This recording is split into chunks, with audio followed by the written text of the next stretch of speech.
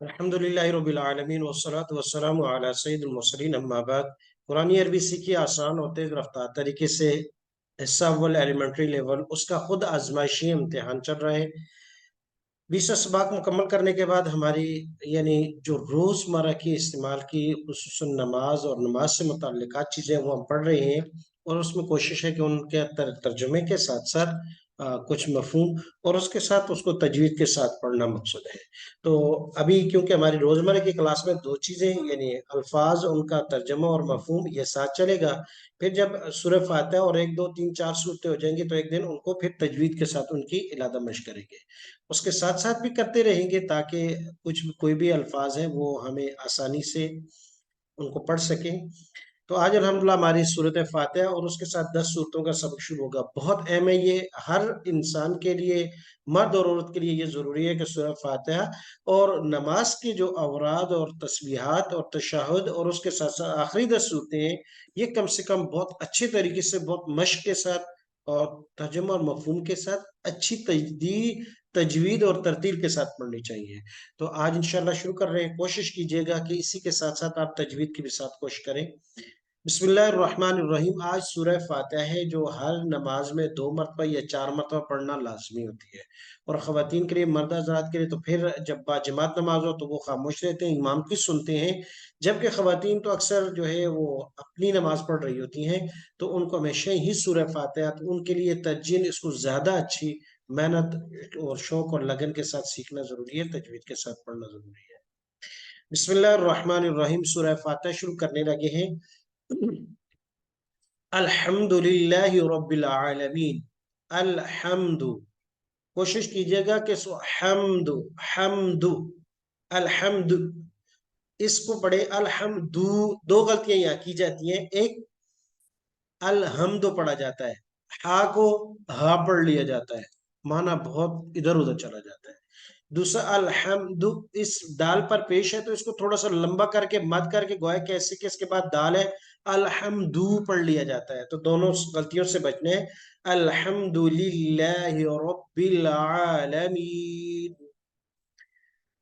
माना क्या है? अल्हम्द, तमाम तारीफें और शुक्र, लिल्लाही, लिल्लाही अक्सर इसको पढ़ते हैं, खैर जाए सो, लेकिन बेहतर है कि इसको लिल्लाही की जगह लिल्लाही, अल्हम्दुलिल्लाहि रब्बिल आलमीन। अब आते हैं तर्जुमे की तरफ। अल्हम्दु का माना तमाम तारीफें, तमाम शुक्र। एक कभी कभी ये होता है कि ये तमाम का माना किस चीज का किया गया, तो ये लाम जो है ना, अलिफ लाम, इसके 4 मीनिंग होते हैं। उनमें से एक मीना इस्तिगराक के लिए अरबी की किताबों में लिखा होता है। इस्तिगराक का मतलब होता है तमाम की तमाम, तमाम शुक्र और तारीफें उसी के लिए। लिल्लाही, लाम जा रहा है, हम पढ़ चुके हैं। लिल्लाही, लाम माना आता है लिए या के लिए, अल्लाह के लिए। और लफ्ज अल्लाह की आगे सिफ्त है रब, वो अल्लाह जो रब है। अल आलमीन, किसका? तमाम जहानों का। तमाम तारीफें और शुक्र अल्लाह के लिए हैं। वो अल्लाह जो रब है, आलमीन जो पालनहार है, जो परवरदिगार है तमाम जहानों का। अब आलम से इतने जहान कौन से मुराद है? तो जहान बहुत से हैं। एक ये दुनिया एक इलादा जहान है, आसमान है, दुनिया एक इलादा जहान है, इसके बाद आने वाला एक इलादा जहान है, मरने से पहले इलादा जहान है, मरने के बाद इलादा जहान है। तो वो अल्लाह तबारक ताला की कायनात बहुत बड़ी है, इसलिए आलमीन, जहानों वाला। बहुत से जहान है, कुछ हमें मालूम है, कुछ हमें मालूम भी नहीं, वो रब जानता है। तो आलम कहते हैं जान को। एक है आलिम, लाम के नीचे जेर हो तो इसका माना आलिम जानने वाला, और आलम ये जबर के साथ है। जर्रे जर्रे करोड़ों हुलियों को पल पल पालने वाला, रब का माना किया है कि रब कौन है? पालनहार है। ऑक्सीजन पहुंचाने वाला, तमाम जिस्मानी, रूहानी, नफ्सियाती जरूरतों को पूरा करने वाला, वो रब है कायनात को। अब तमाम जहानों का आलम का माना कर रहे हैं कि आलम हमने पढ़ा आलमीन, आलम इंसान है, आलम मलाइका है, आलमी जिन्नात है, आलमी हैवानात है, عالمی جمادات ہے، عالمی نباتات ہے، یہ تمام ایک اپنا عالم ہے، ایک ایک جہاں ہے. تو یہ تمام تعریفیں اس رب کے لیے جو تمام جہانوں گئے.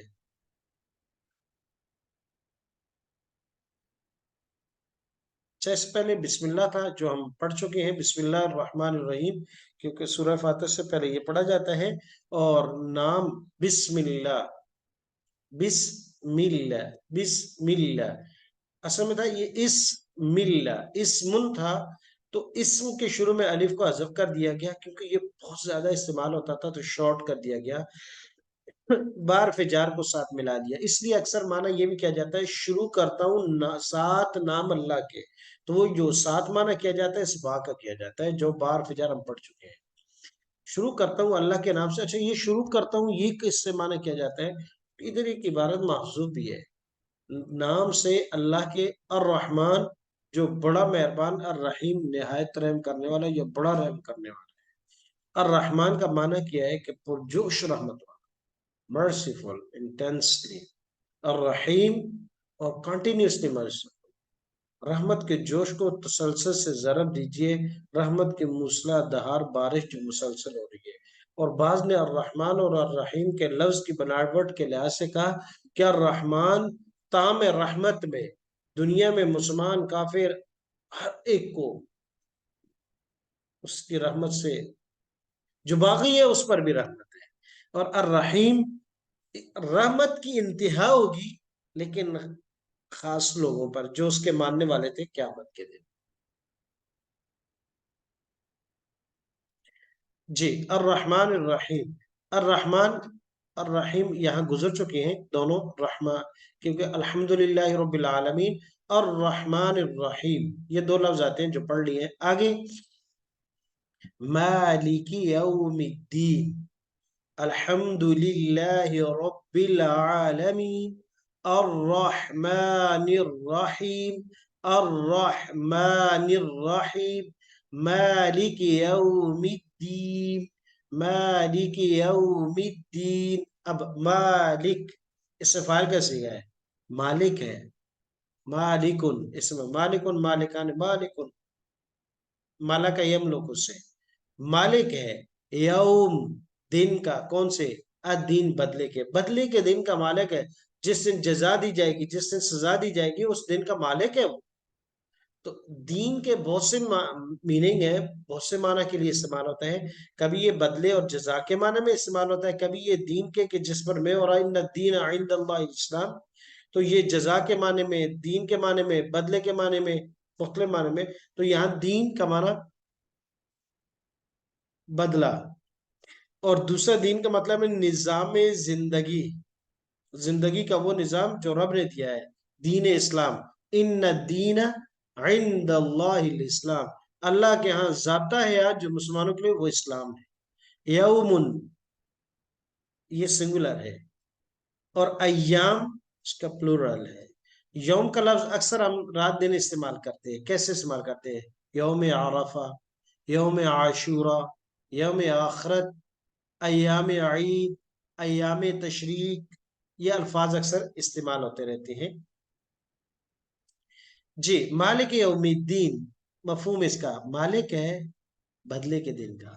کس دن کا؟ اس دن کی ہولناکی کو تصور میں لائیے، اس دن کی افراتفری کو سمجھنے کی کوشش کیجیے کہ جس دن وہ مالک ہوگا اس دن کا، اور اس دن ہر آدمی، جیسے دوسری جگہ یوم یفر المرء من اخیہ و امہ و ابیہ، ہر ایک بھاگ رہا ہوگا، کوئی ادھر کوئی ادھر کوئی ادھر. اس آیت پر امید بھی اور ڈر بھی، اللہ کی رحمت سے اچھی امید بھی اور ساتھ ہی گناہوں کے انجام سے ڈر بھی. لہذا نیک بننے کا ارادہ کیجیے، گناہوں کو چھوڑنے کا عہد کیجیے، قرآن پاک کی دامن شفاعت میں آ جائیے.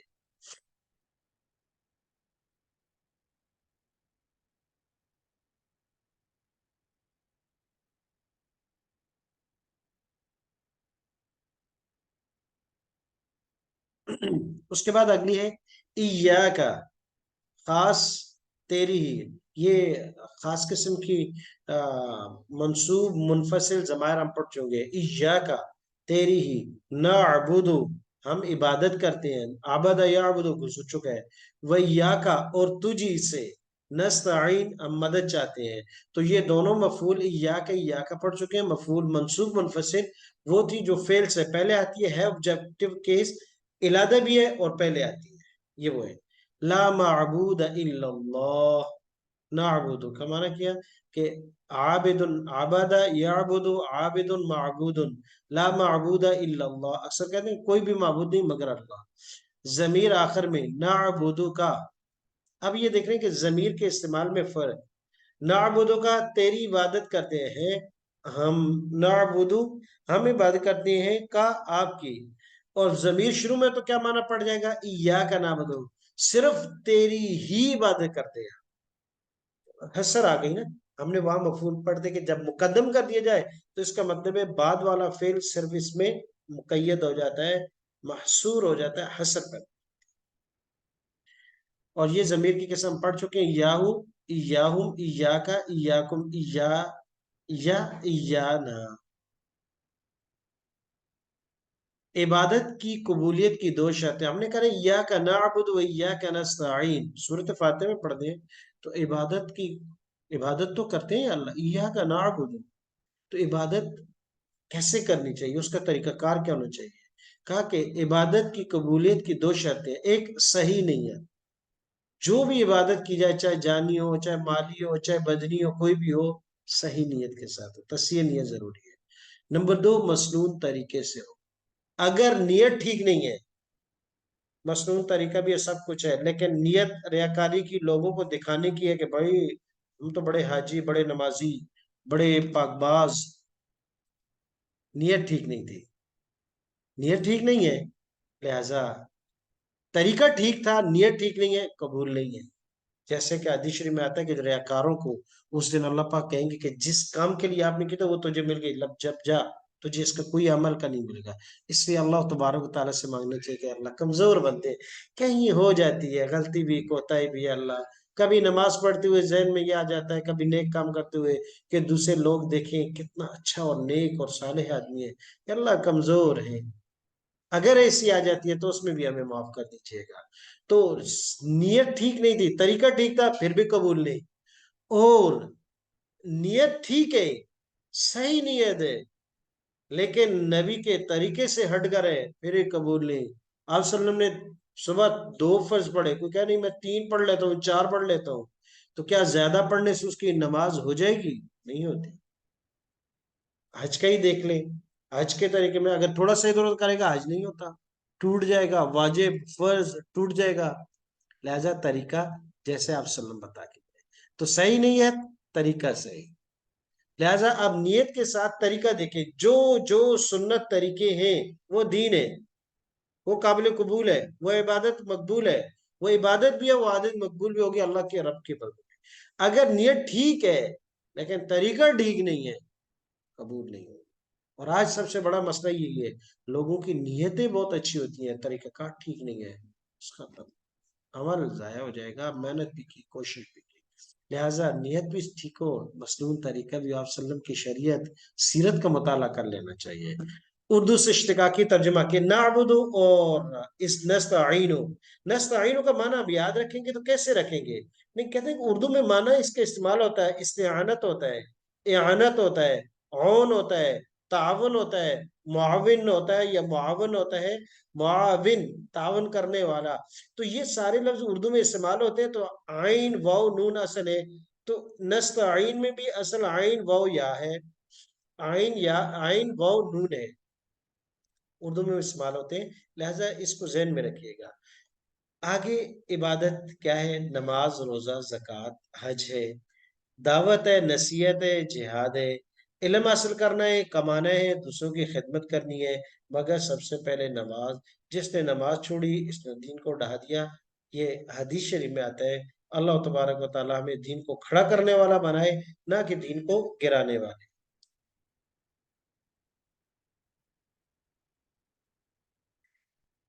تصور، دھیان اور تجوید کے ساتھ پڑھیں گے، ایاک نعبد و ایاک نستعین، ترجمہ کر چکے ہیں، تیری عبادت کے لیے بھی تیری مدد چاہیے، ایسی عبادت کے لیے جو تجھے پسند آ جائے۔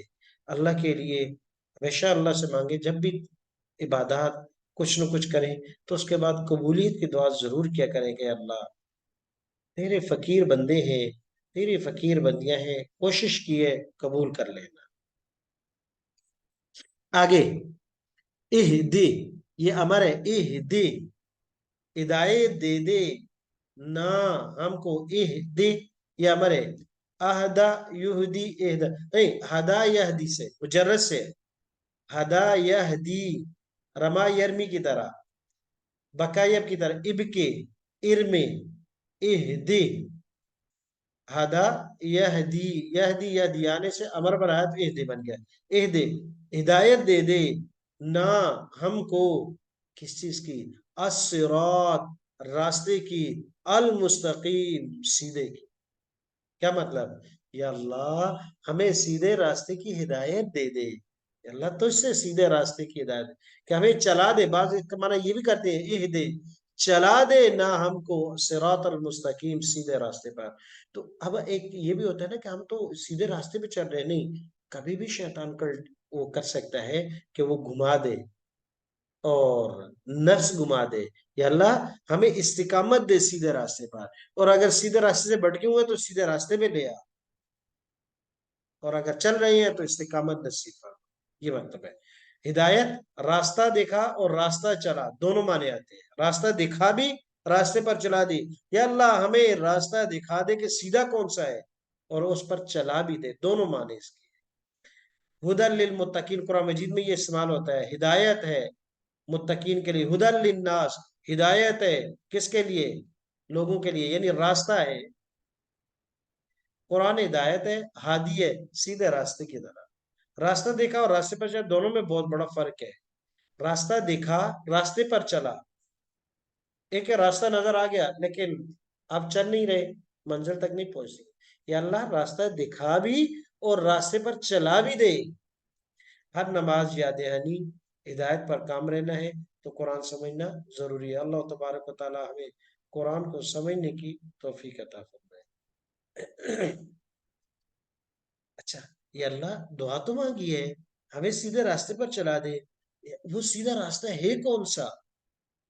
وہ راستہ بھی کہا یا اللہ صراط راستہ الذین ان لوگوں کا، صراط یہ موصوف ہے، آگے سیدھے راستے کی نہیں، الذین ان لوگوں کا، انعمت کہ تو نے انعام کیا، علیہم ان پر، علیہم علیہ علیہما علیہم ان پر۔ اب کس پر انعام ہوا؟ انعام چار لوگوں پر، چار طبقات ہیں جو منعم علیہ کہلاتے ہیں، جن پر اللہ نے انعامات کیے ہیں۔ انبیاء کا، وہ کون کون سے ہیں؟ نمبر ایک انبیاء، انبیاء، نمبر دو صدیقین، حضرت ابوبکر صدیق رضی اللہ عنہ، شہداء، حضرت عمر رضی اللہ عنہ، حضرت سیدنا عثمان غنی، حضرت علی رضی اللہ عنہ، صالحین اور نیک۔ اب یہ چار لوگ ہیں جن پر اللہ نے انعام کیا، نمبر ایک انبیاء، نمبر دو صدیقین، نمبر تین شہداء، نمبر چار صالحین۔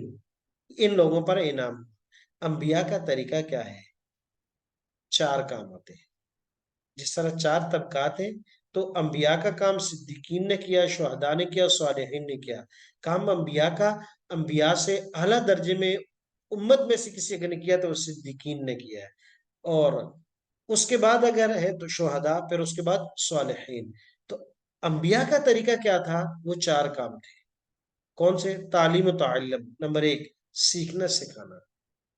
اسی لیے آپ صلی اللہ علیہ وسلم کسی چیز کے بارے میں عملاً دعویٰ کر کے نہیں کہا، لیکن ایک چیز کے بارے میں کہا انما بعثت معلما، معلم ہونے کا دعویٰ کرے کہا، کہ نہیں کہا کہ مجھے سپہ سالار بنا کے بھیجا ہے، مجھے یہ آپ صلی اللہ علیہ وسلم نے کبھی نہیں کہا مجھے حاکم بنا، لیکن کہا کہ انما بعثت معلما، مجھے معلم کائنات بنا کر بھیجا کہ میں دنیا کو سکھاؤں۔ تو یہ تعلیم و تعلم یہ انبیاء کا پہلا کام ہے۔ تزکیہ و اصلاح، صحابہ کرام کے آپ صلی اللہ علیہ وسلم بھی کرتے تھے، تزکیہ کرنا، اصلاح کرنا، یہ کام کرنے کا ہے، یہ نہیں کرنے کا، یہ کام کرو، یہ نہیں کرو، اس کو زیادہ کرو، اس کو کم کرو، اس سے بچو، اس کی طرف دوڑ لگاؤ، فاستبقوا الخیرات، یہ تزکیہ اصلاح ہے۔ دعوت و تبلیغ انبیاء کا کام ہے، اور تنفیذ، دعوت تبلیغ اور تنفیذ، یہ آگے چار کام، یعنی تعلیم و تعلم، تزکیہ اصلاح، دعوت و تبلیغ، تین ہو گئے۔ دعوت تبلیغ نیک کاموں کی طرف بلانا، برے کاموں سے مننا، دعوت و تبلیغ کہلاتا ہے۔ یہ انبیاء کا کام تھا۔ اس کے بعد صدیقین، شہداء، صالحین، علماء کا یہ کام ہے، ہر مسلمان امتی کا یہ کام ہے۔ اور اس کے بعد تنفیذ، کیا؟ اللہ کے قوانین کو اپنے اوپر نافذ کرنا۔ سب سے پہلے فرسٹ اپنے اوپر، کہ جو اللہ نے احکام دیے ان کو پورے پورے بجا لانا۔ پھر اس کے بعد اپنے گھر، اپنی سوسائٹی، اور ہر مسلمان کے لیے لازم ہے کہ وہ پوری ریاست جیسے ہے اس میں اللہ کے قوانین کے نفاذ کی کوشش کریں، کہ اللہ کا احکام جو ہے وہ ہمارے رول اور قاعدے اور قانون بن جائے۔ جی، اعلاء کلمت اللہ، امر بالمعروف، نہی عن المنکر، جہاد فی سبیل اللہ، یہ ہے دعوت تبلیغ اور تنفیذ۔ دعوت تبلیغ میں کیا جاتا ہے؟ اعلاء کلمت اللہ، اللہ کی بات کو کرنا، بلند کرنا۔ عمل بالمعروف و نہی عن المنکر، یہ بھی دعوت تبلیغ کیسے ہے؟ اور تنفیذ کے لیے جہاد فی سبیل اللہ، یعنی یہ تینوں کے تینوں جو ہے یہ تشریح اعلاء کلمت اللہ، امر بالمعروف، نہی عن المنکر، جہاد فی سبیل اللہ، دعوت تبلیغ اور تنفیذ کی۔ نبی محنت کے چار مراکز ہیں، دیکھیں یہ چار چار کی بڑی زبردست آ رہی ہے۔ کس پر انعام کیا؟ چار طبقات پر، انبیاء، صدیقین، شہداء اور صالحین۔ انبیاء کا طریقہ ہے کیا ہے؟ چار کام تھے: تعلیم تعلم، تزکیہ اصلاح، دعوت تبلیغ اور تنفیذ۔ اور نبوی محنت کے چار مراکز ہیں: مسجد، مدرسہ، خانقاہ، معسکر۔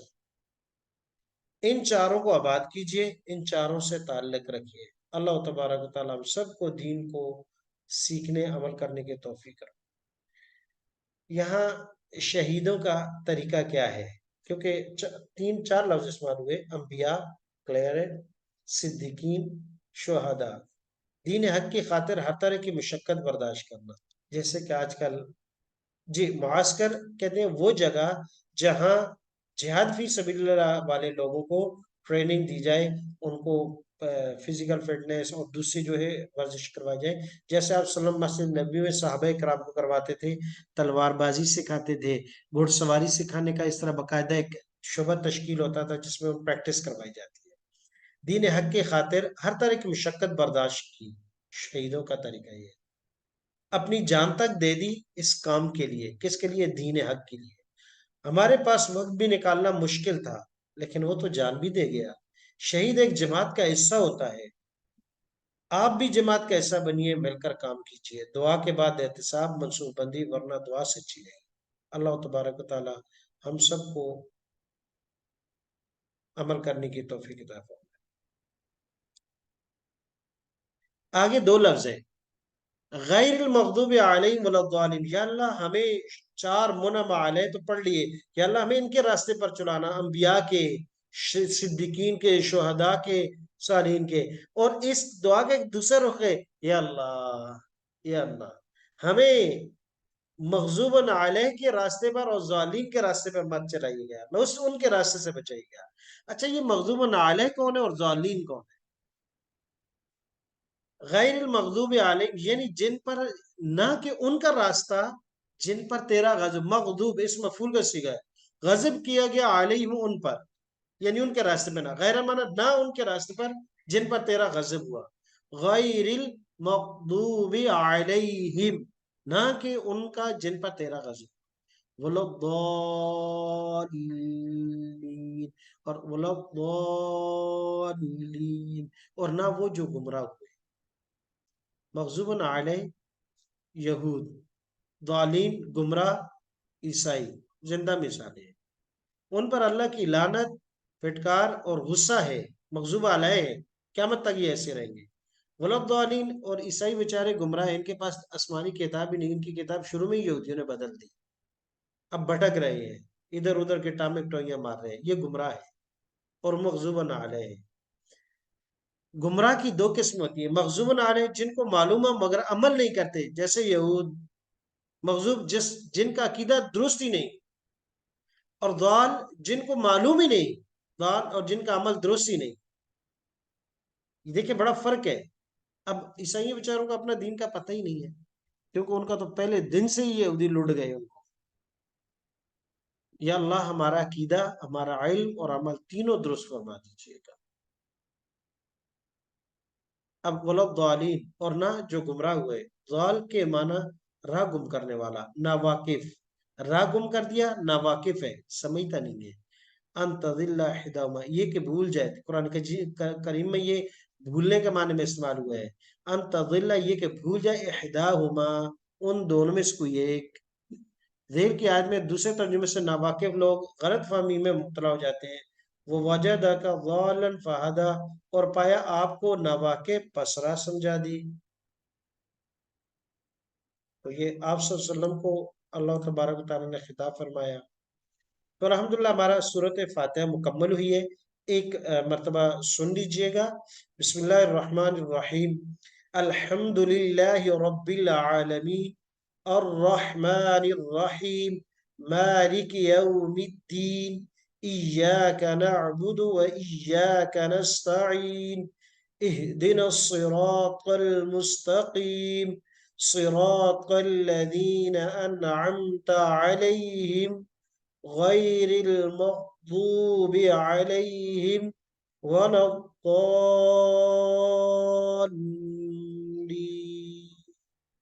آمین. انشاءاللہ دوبارہ اس کو پھر ایک دفعہ ہم پڑھیں گے. کوشش کیجئے گا کہ اس کو اچھے طریقے سے یاد کریں، اس کے معنی کو بار بار سنیں، سمجھیں. اللہ تبارک و تعالیٰ ہمیں قرآن کو سیکھنے، سمجھنے اور اس پر عمل کرنے کی توفیق عطا فرمائے.